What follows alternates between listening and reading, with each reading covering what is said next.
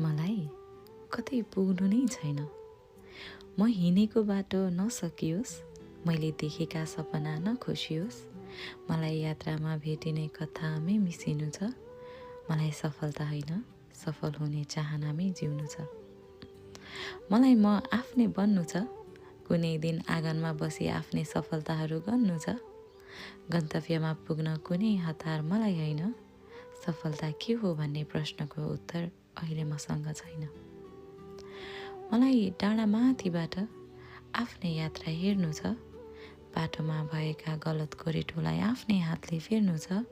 हिँड्दा कहिले काँडा बिज्यो, त्यो यात्राबाट केही सिक त मैले पनि पाएकी छु। काँडामा हिँडेर फक्रिएकी हुँ म, अस्ताएको घाममा पनि बिहान बनी उदाएकी छु। कति सजिलै त्यहाँ पुगे भन्ने प्रश्न गर्ने धेरै आउँछन्। म जवाफमा भन्दा मेहनतमा विश्वास गर्छु।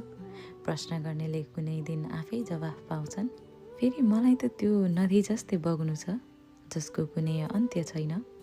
बाटोको चट्टानले रोक्न खोज्लान्, रोकिए भने त्यो म होइन।